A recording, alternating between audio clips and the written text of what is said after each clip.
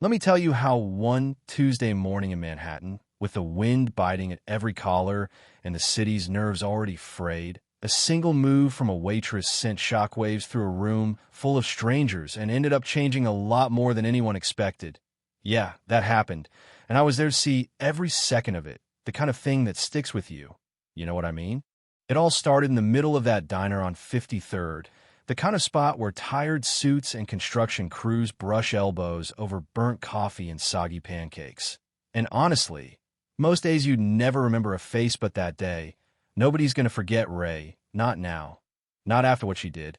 She was working her shift like any other, white apron, hair back, eyes alert but tired, moving from table to table. Always respectful, even if life hadn't handed her much to smile about. That's just who she was, one of those people who holds it together when everything around's falling apart. Now, booth 9, that's where the air started to change like the static before a summer storm. And there he was, navy suit, watch gleaming, manners nowhere to be found. A man who'd never had to work for a damn thing in his life, Vincent Taro.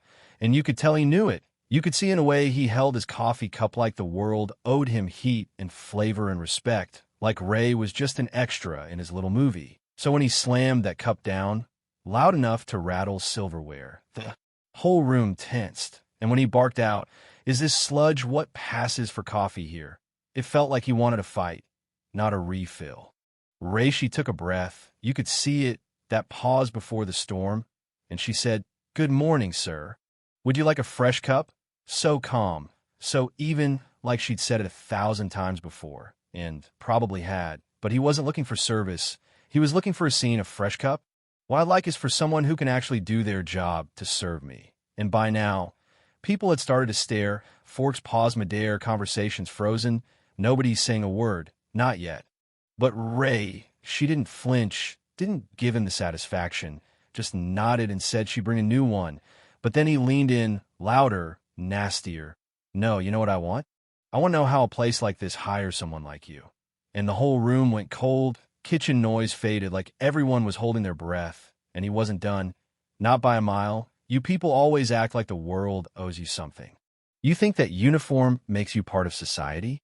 You're just a waitress. Nothing more. My dog shows more discipline. And that, my friend, is when everything could have gone real Bader, real quiet."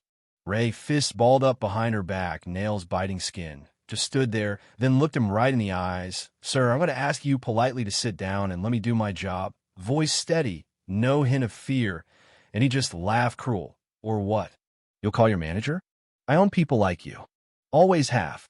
And in that second, time snapped. She stepped back, no warning, pivoted, and brought her sneaker up, fast as lightning, right under his chin, the kind of move that makes you question reality, the kind of sound you don't forget, like a firecracker on a quiet street. He flew back, crashed into the booth, dazed and humiliated, and for a beat, nobody moved, not a soul, until someone's fork hit the floor and another voice shouted, "Call security," but nobody did, not yet.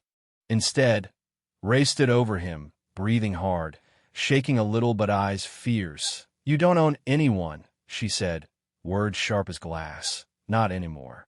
Blood on his lip, confusion in his eye. She looked around for backup, but there was none, not this time. In fact, from the far corner, someone started clapping, slow at first, then building until half the diner was on their feet. "About damn time," I heard a voice mutter, and the man Vincent tried to stand, holding his jaw, fury written all over. "You're finished, you hear me? Do you know who I am? I'm Vincent Taro. You'll never work in this city again." Ray didn't back down. "I've already worked 3 jobs just to survive, so maybe I don't need this one either, but I won't be humiliated by anyone." Right then, the front doors swung open, and in strode this tall woman, navy coat, heels sharp as her gaze, Vanessa, his executive assistant. But more than that, the kind of woman who could silence a room without raising her voice. "Vincent, what happened?" she asked, tone ice cold. And he pointed at Ray, sputtering, "She attacked me." But Vanessa was already reading her phone. "That's funny, because I just got 5 texts saying you were shouting racist slurs." Her voice was so level it was scary.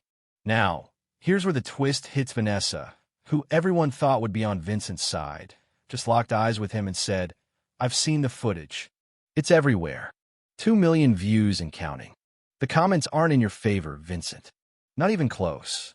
He went pale, lips trembling. I was provoked, but she didn't let him finish. No, you were exposed. And then, with the whole room watching, she turned to Ray.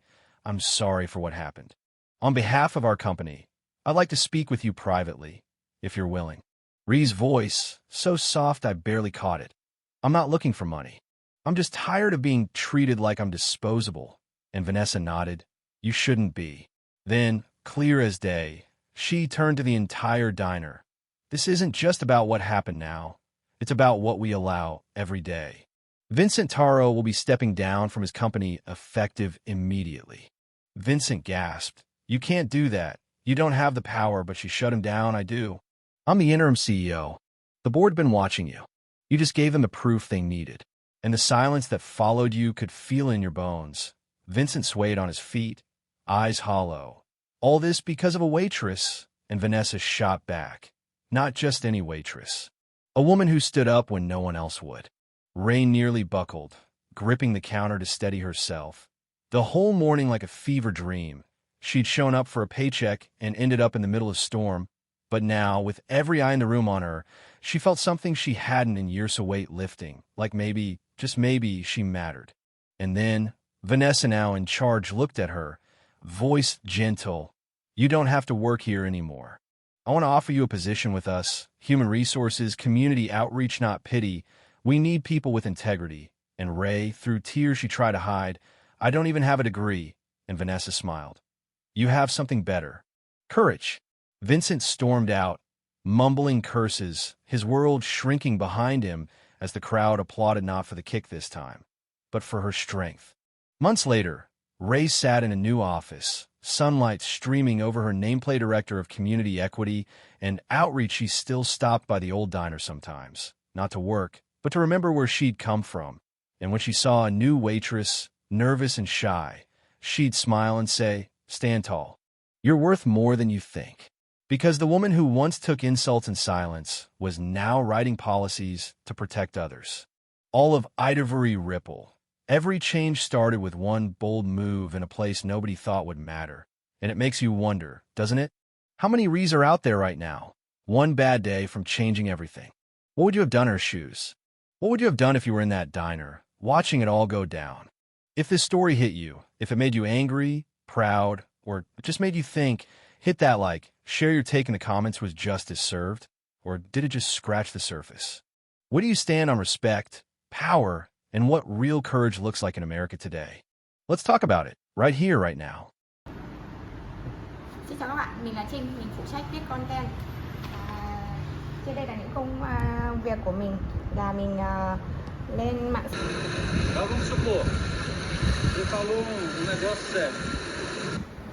It is cold, yeah. Next one? Alright. Thank you, man. Hey, if you guys have any trouble, let somebody know. Please. After the tree to hold on to. Yeah, they're on. Use the fence.